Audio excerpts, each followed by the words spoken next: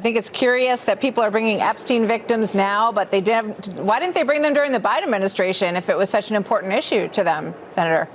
It was President Trump who ran on releasing the Epstein files. And so, frankly, he made it a core issue of his election campaign. It's striking how much he has dragged his feet. Well, it could have been an issue for any one of these harassing members of Congress. Yeah. Literally picking fights with members of his own party in the House of Representatives to try and coerce them into not signing a discharge petition. Be clear, we have a survivor that made serious allegations against the president. Clearly, the FBI participated in some interviews and discussions with this survivor. When looking at the DOJ documents, there is a manifest or a list of documents and interviews that this survivor participated in and that should be made available to the Congress as part of the document file search. Some of those documents and interviews are given who we've had access to, but there's a series of documents and what appears to be possible interviews that the FBI conducted with the survivor that are actually missing, that we don't have access to. And to remind the public, we're viewing unredacted documents that the DOJ has in their possession.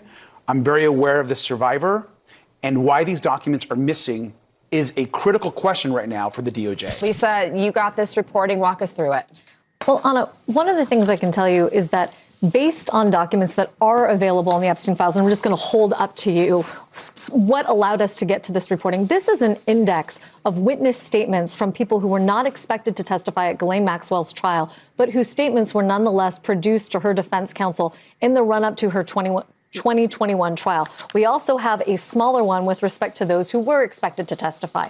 And based on those indices, as well as documents available in the file, MS Now can report that there is at least one witness for whom 3 interviews with the FBI in rapid succession in 2019 are missing. You might say, well, what's the big deal about that? Well, the big deal about that is that we can also confirm that that woman is the same person who in a 2025 FBI presentation is identified to have accused Donald Trump of a sexual assault when she was between 13 and 15 years old.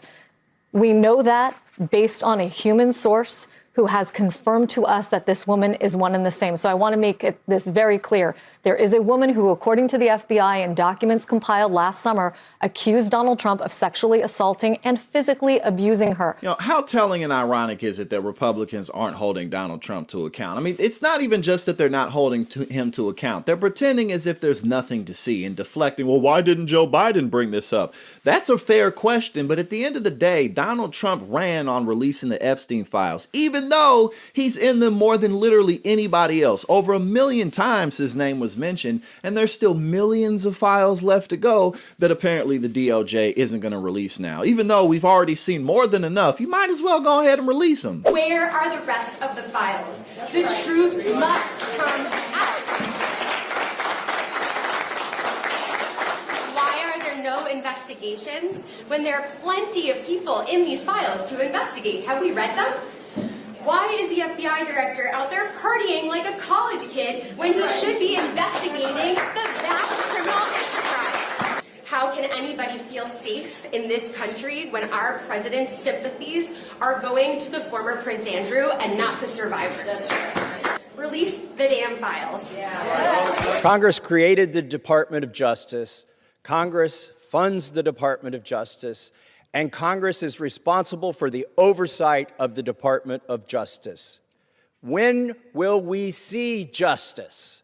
I'll tell you what I've not seen. I've not seen any arrests from the revelations in the Epstein files. Over 3 million documents describing horrible things, describing unspeakable things. So much of it redacted. Over 24 people have resigned, CEOs, members of government worldwide. But I haven't seen any arrests or investigations here in the United States from this Department of Justice. Prince Andrew, Duke of York, who has since been stripped of his royal titles due to his affiliation with Jeffrey Epstein, has been arrested. Peter Mandelson, who previously served as UK's ambassador to the United States, resigned in disgrace from United Kingdom's House of Lords and the Labour Party, and he's been arrested. Former Prime Minister of Norway, Torbjorn Yogland has been charged, but we don't see any charges, arrests, or investigations in the United States. What do we see? We see our FBI director celebrating in the locker room at the Olympics overseas. It's fine to be proud of this country, but we should be proud of this country because we have a system of justice that works, and yet we do not. Who are the men that should be investigated? I'll name them right here. Leon Black.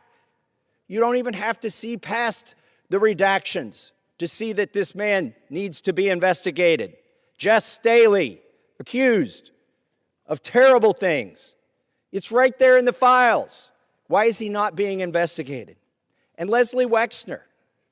Why did the FBI list him as a co-conspirator in their own documents in a child sex trafficking case and then tell him, according to him, that they had no questions for him? Why is that? Thomas Massie has been relentless, and you got to give him credit for standing up for something serious that really matters. This is a big deal that the world elites were tied in with Jeffrey Epstein, a spy for the nation of Israel. Who knows what was really going on with that? And now they're not releasing the names of the people, the women who claim to have been touched and raped by Donald Trump at 13 and 15 years old. We're going to take those out of the files. Again, as if we haven't already seen more than enough to know that Donald Trump is guilty. I think a lot of us have understood for a long time that there is a class of people that exist above accountability, that exists kind of above even like the concept of the nation state, that there are people out there who have so much wealth and so much power that they live in a totally different world than we do. And what the Epstein files are showing us is just how true that actually is, and also just how depraved that level of power and wealth can make people. And it's amazing that it is really kind of bringing in a lot of folks who in other issues don't agree with each other politically, but we are all beginning to realize, right, left, Republican, Democrat, down here in the real world, we actually are just there to be exploited by a small group of people who in some ways are just kind of running the world for their own benefit.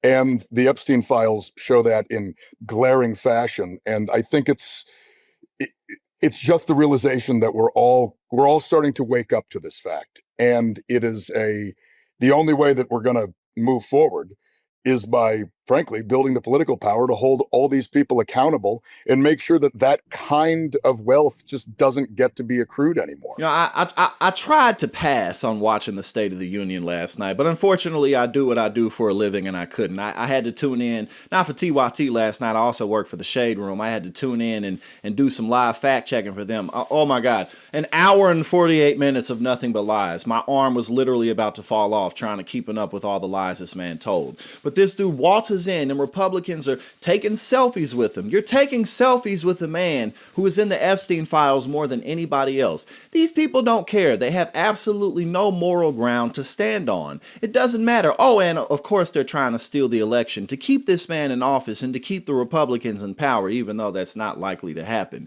But this is egregious. This is absolutely terrible. You can't keep up with how morally bankrupt this man is. Jeffrey Epstein himself said that Donald Trump doesn't have a single decent bone in his body. Really think about that. The most prolific child sex trafficker in at least modern world history, perhaps world history, is saying that Donald Trump doesn't have a single decent bone in his body.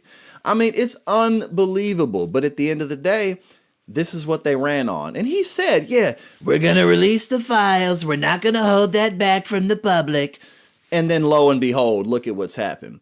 Now, it is illegal, of course, for the DOJ to not release the rest of the files. And again, you got to give Thomas Massie credit for naming those names anyway. I hope we get to see the rest of those 3 million files. Maybe not, but again, we've seen enough already.